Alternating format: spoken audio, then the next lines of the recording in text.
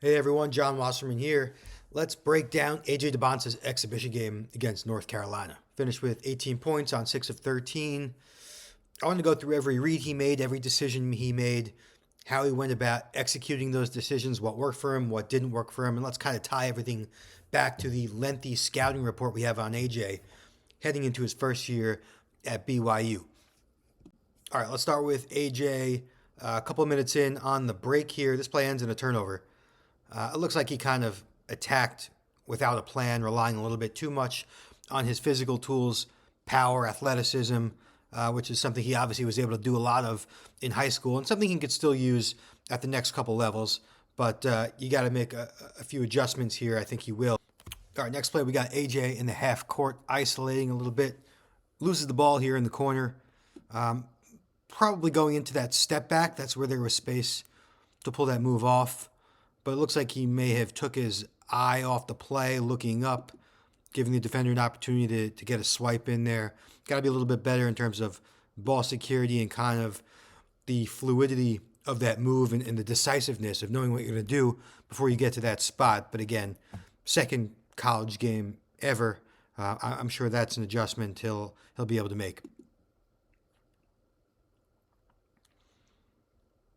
All right, next play is just a basic spot up three. I pulled this clip actually just because I wanted to show you his footwork. Like, I love this footwork. This is just getting into a shot with really nice balance. That little step, that little hop step after he makes the catch in the 1-2, and then that's kind of like a unique way to go about it. But I really like the way he generated rhythm into that shot. All right, here's a really strong clip here. All right, obviously Dybantsa is going to be at his best getting downhill, and he does a good job here of recognizing the space in the middle of the floor. You could see here at the top of the screen, this defender has got his back turned towards him. That makes him vulnerable. That makes this space vulnerable, and he recognizes that. Quick little left to right dribble, gets downhill, and that's where he uses his shoulder, his strength, his length for the extension for an easy bucket there. So that's that highlights his physical tools on drives, but also his recognition of finding that space and attacking it. All right, here we got AJ isolated on the other wing. All right, nice little back dribble there to give him some momentum and create some space. He ends up missing this shot. We're going to see he loves this shot. He gets into it a handful of times in this game alone. Loves the middle of the floor here. But I like what he does here again, moving backwards, allowing the screen to be set, and then he gets to that middle of the floor where he's so comfortable creating separation, rising and firing. Vassar there has got good length, good contest. I think that was just kind of a good play on both ends, just not executed by AJ, but that's the shot creation we like to see. Same thing here. I mean, this is probably an offensive foul in the NBA, but still finding that space, that little right to left hezzy dribble to kind of get to his spot again and push off Caleb Wilson. And then he's so good in that mid-range that looks almost a little bit like Carmelo Anthony there, pulling up in the mid-range. All right, now we got AJ in the break. Let's tie this clip back to the one we saw where he lose the ball going into the step back. Here he's dribbling and he loses the ball here. This is, I think this is more tied to his handle. Like at this point right here, he has an open man for an easy bucket, but he's got to look down and recollect himself, regather his dribble because he lost a little bit. Ends up resulting in a forced, contested runner that he misses. That should have been an easy two. I'm guessing he would have seen his man if he didn't fumble the ball on the way to the hoop. All right, next play here. This is going to be the clip of the day for AJ. The little stutter dribble in and out to freeze his man and then freeze the second man with the same exact move. And then you see the explosion once he's able to go off 2 feet in the lane. He's just a ridiculous athlete at that size, the fluidity. And then, of course, the ball handling moves to free himself up and freeze 2 defenders with back-to-back moves. That's pretty stuff.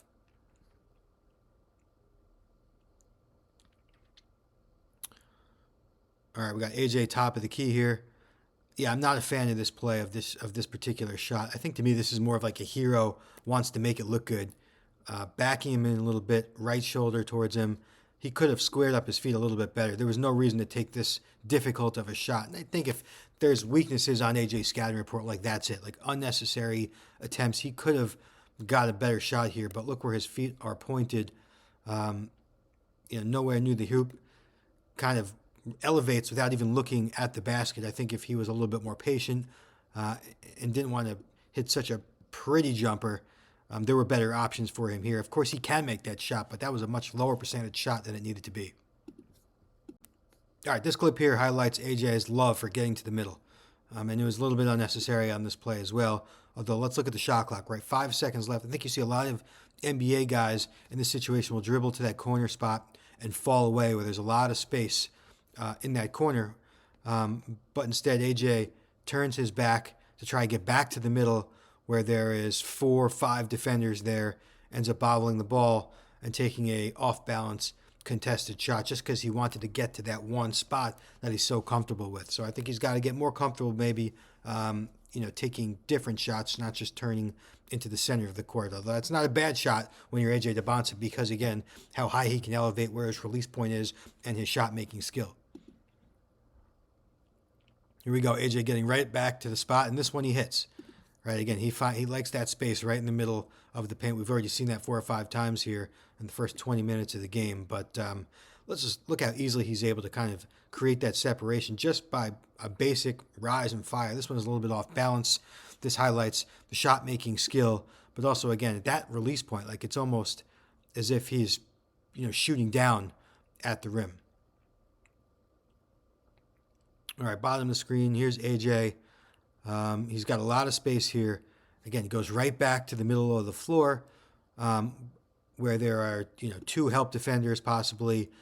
I think this is another example of where his handle could tighten. He hits him with the crossover. This is not the sharpest, tightest crossover. Doesn't create really any separation despite having plenty of space there to operate. I think it should have been a right to left crossover to go baseline. He goes left to right to get to his favorite spot and loses the ball because he dribbles into traffic. This play, again, reminds me of a lot of Melo. I mean, again, it goes right back to that middle of the floor. But look at that footwork, the balance.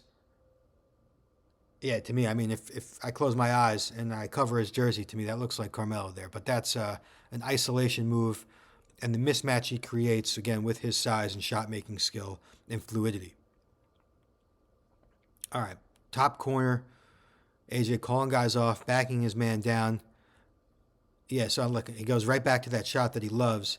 I think there was an opportunity here for a kick out. Let's see if he has it. Yep.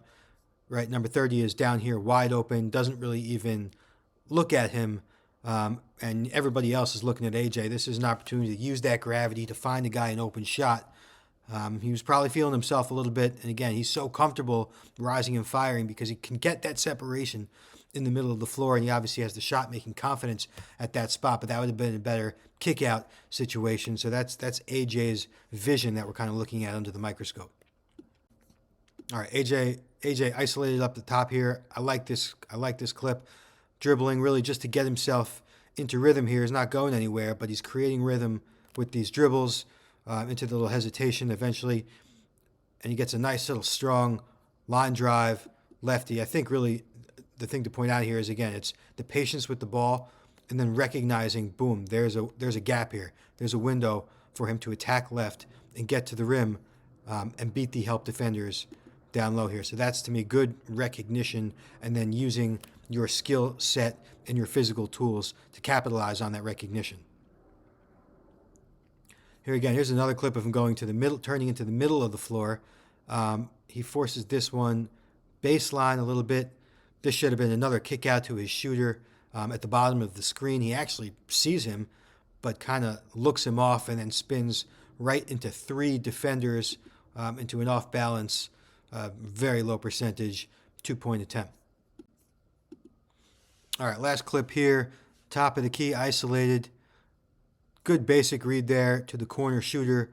And this is just kind of, taking a look, at the gravity that AJ generates. I mean, he didn't even really have to make much of a move, but you could see how much that help defender has to shift over towards him because he's so good at the nail here around the elbows to just rise and fire. He leaves his man totally by himself, and good basic read not to force anything and to find that open shooter.